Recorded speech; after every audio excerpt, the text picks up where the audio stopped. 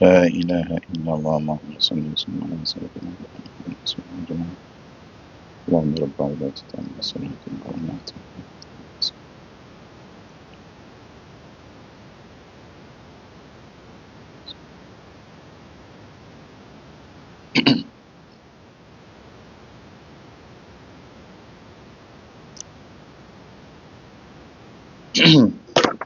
الحمد لله الذي هدانا لهذا وما كنا لنهتدي لولا أن هدانا الله، وأشهد أن لا إله إلا الله ولي الصالحين، وأشهد أن سيدنا وحبيبنا وشفيعنا محمد صلى الله عليه وسلم عبده ورسوله، صلى الله عليه وعلى آله وصحبه ومن تبعهم بإحسان إلى يوم الدين. أما بعد، اتقوا الله حق التقوى، فقد أمرنا الله بتقواه في كتابه العزيز حيث قال: ولقد وصينا الذين أوتوا الكتاب من قبلكم وإياكم أن اتقوا الله. أما بعد، فإن الأعمال الصالحة تتفاوت في فضلها عند الله تفاوتا عظيما، ومن أفضل الأعمال الصالحة وأكثرها أجرا بناء المساجد إيمانا واحتسابا، فإن المساجد بيوت الله في أرضه، قد أمر وأوصى أن تبنى وأن تطهر وأن تعظم، ونوه بشأنها وشأن أمارها العمارة الحسية والمعنوية، فقال سبحانه: في بيوت أذن الله أن ترفع ويذكر فيها اسمه يسبح له فيها بالغدو والآصال رجال لا تلهيهم تجارة ولا بيع عن ذكر الله وإقام الصلاة وإيتاء الزكاة يخافون يوما تتقلب فيه القلوب والأبصار ليجزيهم الله أحسن ما عملوا ويزيدهم من فضله والله يرزق من يشاء بغير حساب. وقال تعالى: إنما يعمر مساجد الله من آمن بالله واليوم الآخر وأقام الصلاة وآتى الزكاة ولم يخش إلا الله فعسى أولئك أن يكونوا من المهتدين. فمن عمرها عمارة حسية وعمرها عمارة معنوية بعبادة الله فيها وهو ممن آمن بالله واليوم الآخر، فذلك ممن هدي إلى الخير والحق في الدنيا ووفق إلى سبيل السعادة والفوز في الآخرة. وعن عثمان بن عفان رضي الله عنه قال: إني سمعت رسول الله صلى الله عليه وسلم يقول: من بنى لله مسجدا يبتغي به وجه الله بنى الله له بيتا في الجنة، وفي رواية: بنى الله له في الجنة مثله، متفق عليه. وعن أنس رضي الله عنه أن النبي صلى الله عليه وسلم قال: من بنى لله مسجدا صغيرا كان أو كبيرا بنى الله له بيتا في الجنة، رواه الترمذي وهو حديث حسن. وفي هذين الحديثين وأمثالهما مما جاء في معناهما الترغيب الكبير في بناء المساجد ولو كانت صغيرة، والترغيب في المساهمة في بنائها ولو بالشيء اليسير، فمن فعل ذلك مخلصا لله بنى الله له بيتا في الجنة. وما ظنك ببيت في الجنة إذا كان مقدار الشبر من الجنة خير من الدنيا وما فيها، وما ظنك بمسكن وصفه الله بالمسكن الطيب، وما ظنك ببيت في جوار الرحمن. يزاري خطباتنا عنوان خطبتنا اليوم عن فضل بناء المساجد يا اللهم بيتوች ስለመገንባት ያለውን ትሩፋት በዛ ላይ ነው። አላህ ረቡል ዒዘቲ ወልጀላል መስጂዶችን መገንባት ትልቅ የሰው ልጆች መልካም ስራ ይበላለጣሉ። እንደ ስራው አይነት አላህ ዘንድም ክፍያው ይለያያል፣ ሁሉም ተመሳሳይ ክፍያ እንደሌለው እና ትልቅ አጅርን ከሚያስገኙ በእስላም ውስጥ ትልቅ ደረጃን ከፍ ከሚያደርጉ ነገራቶች ውስጥ መስጂዶችን መገንባት ነው።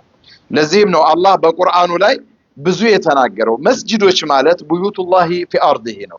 አላህ በራሱ በፈጠረው መሬት ላይ የአላህ ቤቶች ናቸው። የአላህ ቤቶች ናቸው ማለት አላህ ይኖርባቸዋል ማለት አይደለም።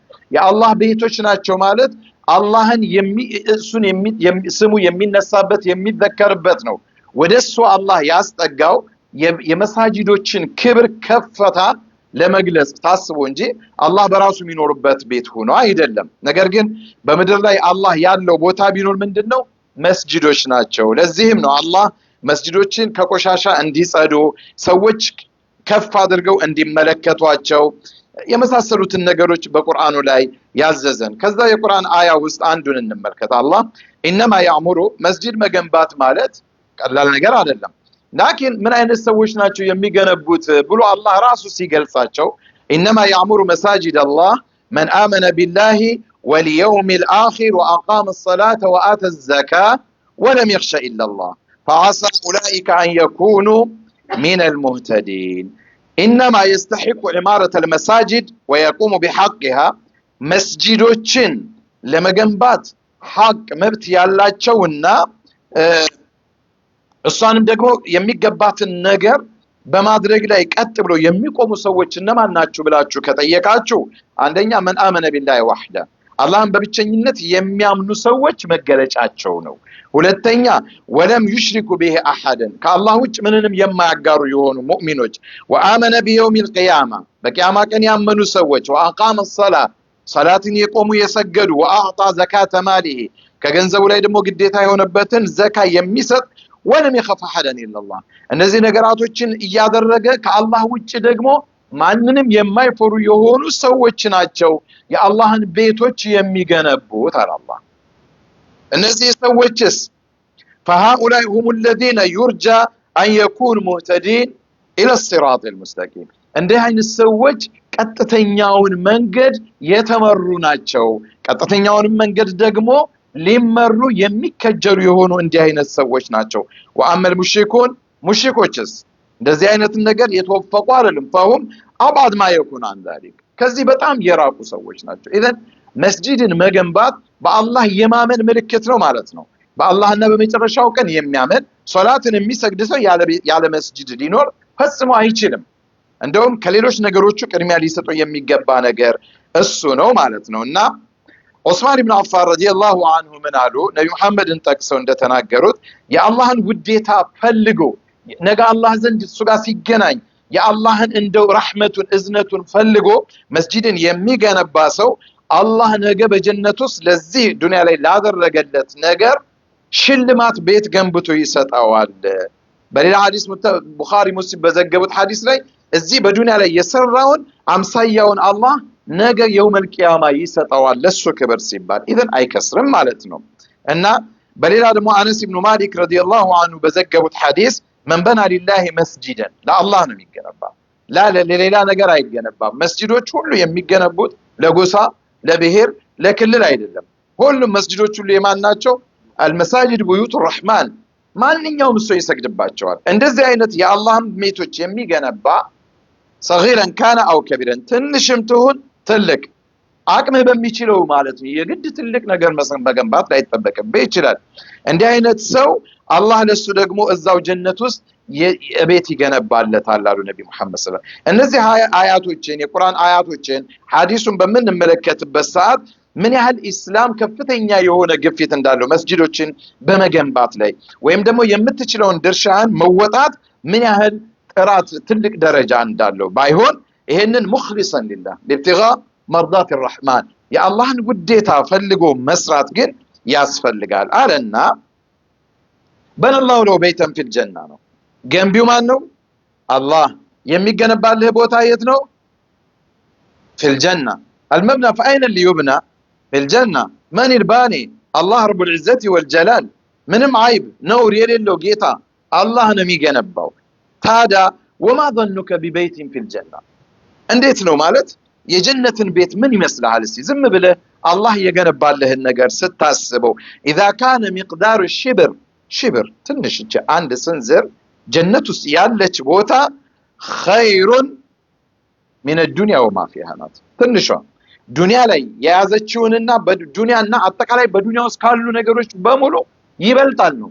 እንደዛም እኮ አይደለም ይበልጣል። በምን ያህል ቁጥሩን አላህ ነው የሚያውቀው። ሽብር አንድ ስንዝር በጀነት ውስጥ ያለች ቦታ ኸይሩን من الدنيا وما فيها ነው። وما ظنك بمسكن وصف الله بالمسكن الطيب ምርጥ ቤት ብሎ አላህ የገለጸውን ቤት ደግሞ ጀነት ውስጥ من ليهون እንደሚችል እስቲ ገምተው وما ظنك ببيت في جوار الرحمن ከምንም በላይ ደግሞ እነዚህ ቤቶች የአላህ ረቡል ዒዘቲ ወልጀላል ጎረቤት የሚያደርጉ በቅርብ ከአላህ ጎን የምትሆንባቸው ቤቶች ሲሆኑ ደግሞ ምንኛ ከፍ ያለ ነገር ነው أما البيوت التي يبتغي أن تصارع إلى طلبها النفوس المؤمنة والقلوب الراغبة فيما عند الله وعمارة المساجد من العمل الصالح الذي يجري أجره على العبد بعد موته حين ينقطع العبد عن العمل في وقت هو فيه أفقر ما يكون إلى ما قدم أحوج ما يكون إلى حسنة تضاعف إلى سجله فيثقل ميزانه قال رسول الله صلى الله عليه وسلم إن مما يلحق المؤمن من عمله وحسناته بعد موته علما نشره وولدا صالحا تركه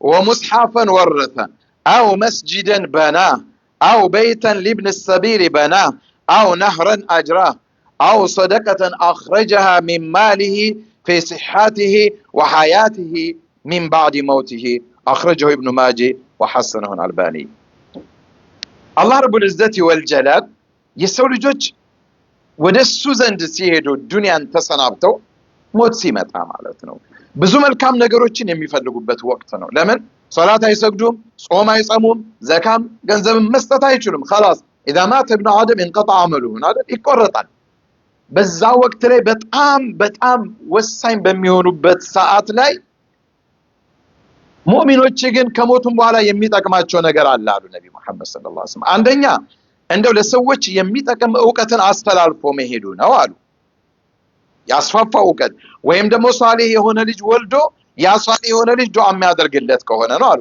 ሷሊህ የሆኑ ልጆችንም ደግሞ ለማግኘት ምን ያስፈልገናል መስጂዶች ያስፈልጉናል ለመገንባት ለማስተማር እንደዚሁም ደግሞ የሚቀርቡባቸውን ቁርአኖችንም ይሆናል ሌሎች ኪታቦችንን ሰዎች ዒልም እንዲተላለፍባቸው ወቅፍ ሰጥቶ ይሄዳሉ አው መስጂድን በና ወይም ደግሞ መስጂድ ገንብቶ ይሄደ ወይም ደግሞ መንገደኛ አንድ ሙሳፊር መንገድ በሚሄድበት ሰዓት የሆነ ሊያርፍበት የሚችል ነፃ አገልግሎት የሚሰጡ ቤቶችን የገነባ አንዳንድ አካባቢዎች ላይ ከራሳቸው ቤት አልፈው ሁሌም እንግዳ እየተባሉ የሚገነቡ ቤቶች አሉ ማንኛውም መንገደኛ የሆነ ሰው ገብቶ በነፃ ያድርበታል ይሄን ችግር ያስወገዱ ሰዎች እንዲህ አይነት የመሰሉ ሰደቃ አሳልፈው የሞቱ ሰዎች አጅራቸው አይቋረጥም አሉ ነብዩ መሐመድ ሰለላሁ ዐለይሂ ወሰለም اخوة الايمان ان من عمارة المساجد وبنائها العناية بها مسجد መገንባት ሲባል መስጂድም ከሰራን በኋላ መንከባከብ ነው وتنظيفها ማጽዳት وتطيبها ሽቶችን ማድረግ እጣን ማጨስ የመሳሰል والمحافظة على كل مرافق አጠቃላይ የመስጂዶችንም ንብረት መጠበቅ መስጂድን ከመንከባከብ ውስጥ ይሆናል ማለት ነው ነብዩ መሐመድ ሰለላሁ ዐለይሂ ወሰለም አመረ بتطيب المساجد وتنظيفها መስጂዶችን ማጽዳት ማሳመር ጥሩ ሽታ እንዲኖራቸው ማድረግን አዘዋል كما في حديث عائشة وذلك من إكرامها وإكرام عمارها وزوارها من الناس والملائكة ومن أعظم الأسباب المعينة على عبادة الله فيها أي مسجدوችን ንጹህ በመናደርግበት ሰዓት ጥሩ ሽታ በሚኖርበት ሰዓት መስጂዶችን ሊጎበኙ የሚመጡ ሰዎችም መላእክቶችም አሉ ከአላህ ዘንድ የሚመጡ መስጂዶችን ሁሌ የሚያዩ እነሱም ራሱ ጥሩ ስሜት ይሰጣቸዋል ውስጥ ላይ ቁጭ ብለን ዒባዳ ምንም ለማድረግ ደስ ብሎንም ይሄ ከመስጂድ እንዳንወጣ ድጋፍ ስለሚያደርግልን መስጂዶችን ገንብተን መንከባከብም አንድ መስጂድን ከመገንባት ውስጥ ይቆጠራል ማለት ነው ان المساهمه في تنظيف المساجد ولو باليد عمل شريف በእጅህም ቢሆን ማጽዳት ይሄ ትልቅ ክብር ነው لا يترفع عنه الا من جهل አላዋቂ የሆነ ሰው ነው እንደ መስጊድ ላይ ቆሻሻ ስታይ ሸይ يسير አለማንሳት አላዋቂነት ነው አሉ ለምን فقد رأى النبي صلى الله عليه وسلم نخامة في جدار المسجد حكها بيده الشريف صلى الله عليه وسلم عندك زي النبي محمد صلى الله عليه وسلم زور ሲሉ የግርግዳው የመስጊዱ ግርግዳ ላይ አክታ አዩ በራስ በእጃቸው ፈቅፈቀው አንስተው ጣሉት اذا واتى عمر مسجد قباء وهو خليفة فصلى فيها ركعتين ثم طلب جريدة نخل فكنس المسجد رضي الله عنه وأرضى عمر بن الخطاب يقبع مسجد خليفة بنبربت ساعات هيدو لزيارة يعود زاقبو ركعتين كسجدوا بوهلا يتمر زاف قنطل كرنشافون عمتونا ያንን ስጡኝ ብለው መስጂዱን አጽድተው ሄዱ። ኢዘን መስጂዶችን ማጽዳት ከመገንባት ጋር ብቻ ገንብቶ መተው ብቻ አይደለም ማለት ነው። ለምን? لأن المساجد هي بيوت الرحمن መላእክቶች ይገባሉ። አላህን የሚፈሩ ሰዎች ከአላህ ጋር ተላቅሰው አላህን የሚለምኑበት ትልቅ ቦታ ስለሆነ ጥሩ ሽታ ሊኖረው ይገባል፣ ሊጸዳም ይገባል ከቤታችን በተሻለ ሁኔታ። وهكذا كان أئمة الإسلام كالشعبي والبخاري وغيرهما يلقطون الأذى والقذى من المساجد ቆሻሻ ነገር ያነሱ ነበር መሻይኾቹ እነ ቡኻሪ እነ ሻዕቢ ትላልቆቹ በታሪካቸው ሲነገር ولا يتحرجون من ذلك لعلمهم أن من تعظيم الله تعظيم بيوته سبحانه اللهن كماكبر اللهن كمالاك وسط يا اللهن بيت ማጽዳት ነው ማለት ነው። يا اللهن بيت መንከባከብ መሆኑን ስለሚያውቁት يا اللهن بيت እየናቁ አላህን እናከብራለን ማለት ስለማይቻል إذن إخوة الإيمان إذا تأملنا لا نجدهم يفعلون ذلك في طيب نبي محمد صلى الله عليه وسلم ومن عمارة المساجد عمرانها بالصلاة فيها فريضة ونافلة وبالاعتكاف على الهدي الشريف على الهدي الشرعي وعمارتها بقراءة القرآن وتدريس العلم الشرعي ووسائله فهذه أعظم أنواع الإمارة وأجلها شأنا عند الله ولذا أوجب النبي صلى الله عليه وسلم على أمته صلاة الجماعة مسجد ማሳመር መስጂድን መገንባት ማስዋብ ከሚባሉት ውስጥ በጀማዓ ተሰብስቦ መስገድ ነው። እዛ ውስጥ ቁርአንን መቅራት ነው፣ አላህን መዘከር ነው። ለዚህም ነው አላህ ረቡል ዒዘቲ ወልጀላል ሰላትን መስገድ በመስጂዶች ውስጥ በጀማዓ አድርጎ የተደነገገው። መስጂዶች ተገንብተው ዝም ብለው እንዲተው ወይም ባዶ እንዲሆኑ አይመከርም። እነዛን መስጂዶች አስፈላጊ ለሆኑ ለኮሚኒቲ አገልግሎት ለሚውሉ መልካምን ትውልድ ለማፍራት አገልግሎት ላይ መዋል አለባቸው እንጂ እየተቆለፉ በሚፈለግበት ሰዓት ብቻ እየተከፈቱ የሚጎበኙ በፍጹም ሊሆን አይገባም። المساجد إخوة الإيمان فإن المساجد منذ عهد النبي صلى الله عليه وسلم هي منارات العلم كنبي زمن جمرو مسجدوች የእውቀት ምንጭ ነበሩ፣ ምልክትም ነበሩ፣ والتعليم እርስ በርስ መማማሪያም ነበሩ والتفقيه في دين الله فكان النبي صلى الله عليه وسلم يجلس مع أصحابه في المسجد النبي صلى الله عليه وسلم ከሰሃቦቻቸው ጋር እኮ ሌላ قصر الإمارة ይሄ ቤተ መንግስት ምናምን قصر ሪያሲ የለም። ነቢ ቁጭ ብሎም የት ነበረ? ሰሃቦቻቸውን ይዘው ቁጭ የሚሉት يجلس مع أصحابه في المسجد فيعلمهم كتاب الله ቁርአንን የሚያስተምሯቸው እዛ ويعلمهم مما علمه الله አላህ ያስተማራቸውን ማንኛውንም ዕውቀት ለተከታዮቻቸው የሚያስተላልፉት እዛው መስጂድ ውስጥ ነው። ثم انه رغب امته في الجلوس فيها እኛም እንደዛ እንድናደርግ ነቢ ገፋፉን። وتدارس كتاب الله يا الله دين يا الله القرآن ممار وبشر أصحاب هذه المجالس الكريمة الشريفة بملائكة تحفهم وسكينة تغشاهم ورحمة تنزل عليهم وذكر من الله لهم في الملأ الأعلى عندي أين تسوج مسجدوችን ገብተው አላህን በውስጡ የሚያወሱ ቁርአንን የሚማማሩ ሌላም ሸሪዓው የሆኑ እስላማዊ ትምህርቶችን የሚቀስሙ የሚማሩ የሚያስተምሩ ቁጭ ብለውም የሚሰሙ ሰዎችን አላህ ረቡል ዒዘቲ ወልጀላል እነሱን በመላእክት እንደሚያካብባቸው በስራቱን ሰጧቸዋል። እንደዚሁም ደግሞ ይሄ ከሰዎች ዘንድ እየጠፋ ያለን መረጋጋት ይሄ ረህማ ይሄ እንዴት ነው ጡማዕኒና መረጋጋትንም ደግሞ አላህ በእነሱ ላይ ያፈስባቸዋል። ሰኪና ረህመትም ደግሞ የአላህን እዝነት ከሰማይ እንደሚወርድባቸውምና አላህ እሱ ዘንድ ካሉት መላእክቶች ጋር እንዲህ አይነት እኮ ምርጥ ባሮች አሉኝ እያለ ስማቸውን ያነሳል አሉ ነብዩ መሐመድ ሰለላሁ ዐለይሂ ወሰለም። ይሄ መስጂዶች ላይ ያለ ትልቅ ነገር ነው። ኢዘን መስጂዶችን እንደዚህ ልናያቸው ይገባል። ስለዚህ መስጂድን መገንባት ምን ያህል ደረጃ እንዳለው ከትምህርቱ አንፃር ልንረዳው ይገባል። وكذا ينبغي أن تصان المساجد ሊጠበቁ ይገባል። አማ ከሪሃሁ ለነብዩ መሐመድ ሰለላሁ ዐለይሂ ወሰለም አላስፈላጊ ከሆኑ ነገራቶች በሙሉ መስጂዶችን ልንጠብቃቸውና ነብዩ መሐመድ ሰለላሁ ዐለይሂ ወሰለም አስተላልፈውልን ከሄዱ ነገራቶች በሙሉ ልንጠብቃቸውና ልናስተካከላቸው ይገባል።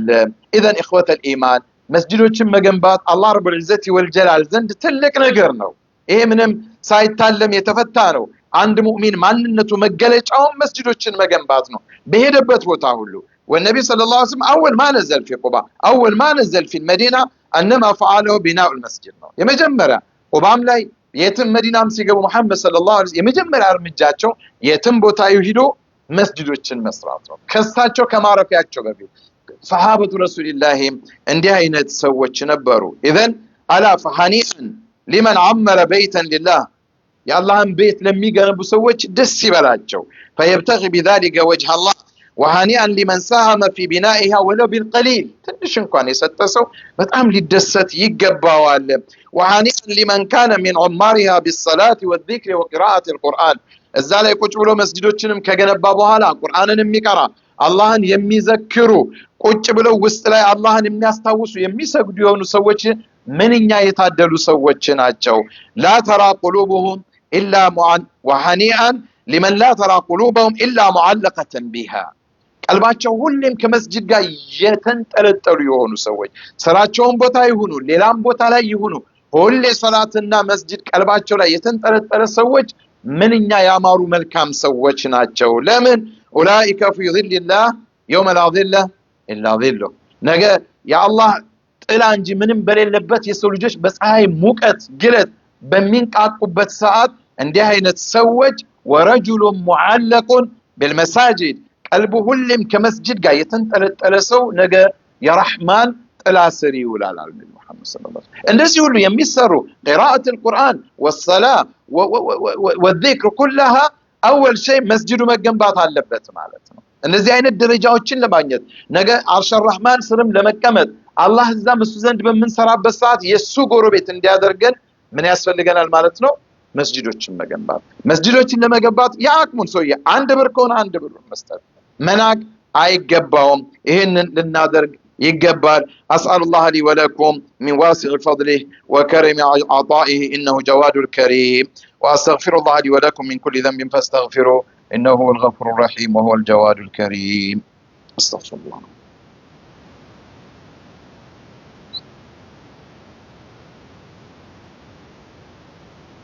الحمد لله وحده والصلاة والسلام على من لا نبي بعده وعلى آله وصحبه ومن كان له جند. أما بعد أيها المسلمون مكانة المسجد في الإسلام عظيمة ولذلك كان النبي صلى الله فإن النبي صلى الله لما وصل إلى المدينة كان أول عمل عمله بناء المسجد وهو ساحة العبادة ومدرسة العلم ومنطلق الجيوش لمقارعة الأعداء ويجتمع الناس في المساجد كل يوم 5 مرات الغني والفقير والآمر والمأمور والصغير والكبير جنبا إلى جنب فيشعرون بالمواساة والمحبة والمودة ويتفقد بعضهم بعضا وفي نهاية الأسبوع يكون لخطبة الجمعة الأثر البالغ في نفوسهم.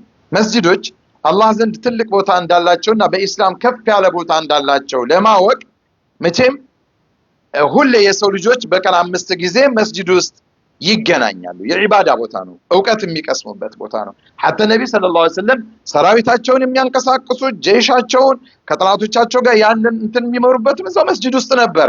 ወታደራዊ ትዕዛዝ የሚሰጡት የሚያስታርቁትም የሚያጋቡበትም ሁሉ ቦታ ሰዎች ሁሌ በቀን 5 የሚሰባሰቡበት ቦታ ደሃውም ሀብታሙም አሚሩም ተመሪውም ትንሹም ትልቁ ሁሉም በእስላም ውስጥ በመስጂድ ውስጥ እኩል ናቸው። ጀንበን ኢላ ጀንብ። ይሄ አንዱ አንዱን ይመክራል። መስጂድ ውስጥ ስትገናኝ ችግር ካለ ደግሞ ምንድነው ችግር የደረሰልህ ምን ልርዳ በመባባልም እርስ በርስ ይፈቃቀዳሉ። ወይተፈቀር بعضهم بعضا። በጁምዓ በሳምንታዊ ዕለት ደግሞ ጁምዓ ይኖራል።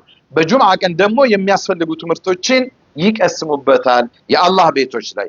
وفي المساجد تعقد حلقات العلم التي خرجت الآلاف من العلماء وطلبة العلم من شتى البقاع وكذلك حلقات تحفيظ القرآن الكريم والدروس والمحاضرات والكلمات ونحوها كلهم نقر. وقد بين سبحانه أن من أعظم الجرائم صد الناس عن بيوت الله. للزهنو الله كونجلوش كلهم كفتن يا وانجل مالت يا الله انباروش يا الله مسجد وست انداي قبو ويم الله انقبتو انداي عملكو ما قد ايه كتلك وانجلوش وست يقوطر على الإسلام. قال تعالى ومن أظلم ممن منع مساجد الله أن يذكر فيها اسمه وسعى في خرابها أولئك ما كان لهم أن يدخلوا إلا خائفين لهم في الدنيا خزي ولهم في الآخرة عذاب عظيم እንዲህ አይነት አላህን ሰዎች ችግራቸውን ገብተው እንዳያወሩት ቀልባቸውን እንዳያረጋጉበት መስጂዶች ላይ ቁጭ ብለው አላህን እንዳይዘክሩ የለም እያለ የሚከላከል ወይ መስጂዶች እንዳይገነቡ በየቦታው ላይ እንቅፋት የሚሆኑ ሰዎች በወሬም ይሁን አንተ ባትሰግድበት እኮ ሌሎች ይሰግዱበታል የግድ እኔ መስገድ የለብኝም እኮ የትም ቢሆን እዚህ ቦታ ላይ አሁን የምንተያዩ ሰዎች ከተለያየ ቦታ ምን መጣነን መርዳት ስንችል ወይም መርዳትና መደገፍ ግዴታችን ሆኖ ያንን የምንቃወም ይሆን ሰዎች ማለት እኮ ነው ወመን አብሊ መን አመሳጅድ ላይ ይذكر في اسمه እንዳይሰራ መስጂድን የምትቃወም ከሆነ እንዴት አድርጎ አላህ እዛ ውስጥ ይዘከራል ከመጀመሪያው እኮ ተከላከልክ ማለት ነው እንዲህ አይነት ሰዎች ለሁም في الدنيا خزي يا الله ዱንያ ላይ ውርደትን እናከናንባቸዋለን ወለሁም في الاخره عذاب عظيم ነገኔ ዘንድ ሲቀርቡ ደግሞ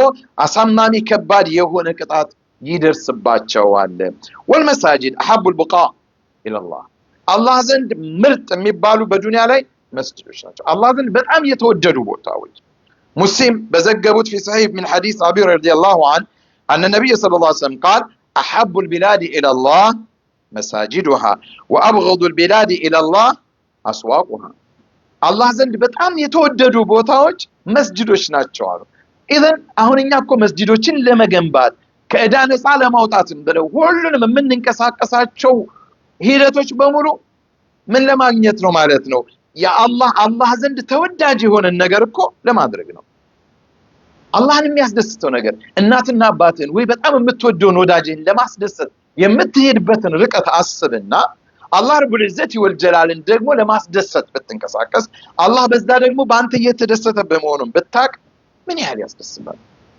احب البقاء احب البلاد الى الله مساجدها ምርጥ አላህ የሚወዳቸው ነገሮች በተቃራኒው አላህ ዘንድ የተጠሉት ይሄ የሱቅ ቦታዎች ናቸው ለምን ውሸቱ ማሐላው አላስፈላጊ የሆኑ ነገሮች ስለሚካሄዱባቸው ኢዘን አላህ የሚወዳቸው ነው قال النووي رحمه الله احب البلاد الى الله مساجدها لانها بيوت خصت بالذكر ለምንድን ነው አሉ ኢማም النووي ይሄ አላህ ዘንድ በጣም የተወደደው መስጂድ የሆነበት ምክንያት በቃ መስጂድ ውስጥ አላህን ብቻ ነው የምታወሳው ሌላ ነገር ልታደርግ ስለማይገባ وبقع أسست للتقوى والعمل الصالح አላህን ለመፍራት አላህን ለማስታወስ መልካም ስራ ለመስራት ብቻ ነው መስጊዶች የሚገነቡት فالمساجد مواضع نزول رحمة الله وفضله يا الله اذنت يا الله ትሩፋቶች የሚወርዱባቸው ቦታዎችም ናቸው والاسواق على الضد منها وفي الصحيح من حديث ابي هريره النبي صلى الله عليه وسلم قال سبعة يظلهم الله في ظله يوم لا ظل الا ظله قدم ينገርኳችሁ ሐዲስ ሰባት ሰዎችን አላህ የውመል ቂያማ በአርሽ الرحمن ጥላ ስር ያወራቸዋል አለና ከዛው ነብዩ መሐመድ ከተከሱት ወረጁሉን ቀልቡሁ ሙዓለቁን بالمساجد ሁሌም ቀልቡ በመስጂዶች በቃ ሁሌ በቃ የሚያስብ እንደው እያንዳንዷን ነገር ምን ማድረግ እንዳለበት የሚያስብና ሁሌ ቀልቡ በመስጂድ ላይ የተንጠለጠለ ይሆን فالمساجد بيوت الله من دخلها فقد حل ضيفا على ربه فسمعتم والمساجد بيوت الله من دخلها فقد حل ضيفا على ربه فلا قلب أطيب ولا نفس أسعد من رجل حل ضيفا على ربه مسجدوች ማለት ወደ የአላህ ቤቶች ናቸው ወደ እነሱ የሚገባ ሰው የአላህ የጌታው የረቡል ዒዘቲ ወልጀላል እንግዳ ነው ገብቷችኋል መስጂድ ውስጥ የሚገቡ ሰዎች የአላህ እንግዶች ምንድናቸው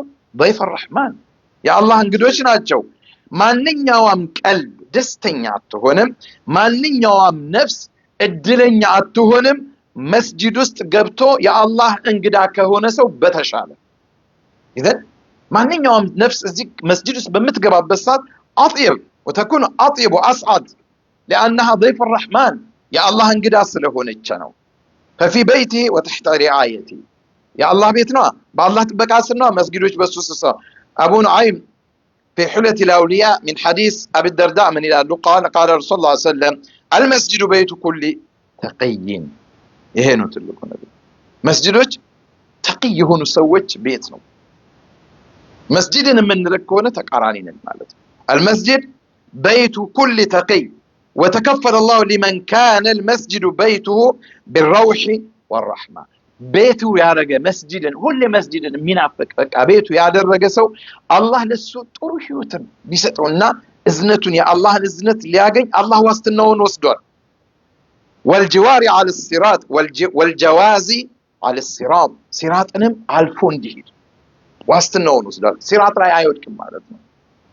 ቀልቡ ሁሌ በመስጂድ ላይ ቤቱ ያደረገ ኢላ ሪድዋኒላሂ ወኢላ الجنة ያሉ ወደ አላህ ሪዷ ውዴታና ወደ አላህ ጀነት ለመግባት ዋስትና ናቸው የአላህ ቤቶች። ኢዘን መስጂድን የእያንዳንዱ ተቅይ የሆነ ሰው ቤቱ ነው። እንዲህ አይነት ሰዎች ደግሞ አላህ በዱንያም ሐያታቸውን ሊያሳምርላቸው ነገ የውመል ቂያማም ቅጣት ላያደርስባቸው ዋስትና የሚሰጥባቸው ቦታ ነው። وهذه الضيافة تكون في الدنيا بمن يحصل في قلوبهم من الاطمئنان والسعادة والراحة وفي الآخرة بما أعد لهم من الكرامة في الجنة. روى البخاري ومسلم من حديث أبي هريرة النبي صلى الله عليه وسلم قال من غدا إلى المسجد وراح أعد الله له في الجنة نزلا كلما غدا أو راح.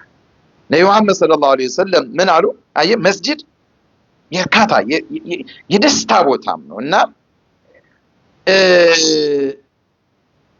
ቡኻሪና ሙስሊም በዘገቡት ሐዲስ ላይ ሰዎች ጧትና ማታም ወደ መስጂድ የሚመላለሱ ከሆነ أعد الله له نبي محمد من قالوا أعد الله له في الجنة نزلا كلما غدا أو راح.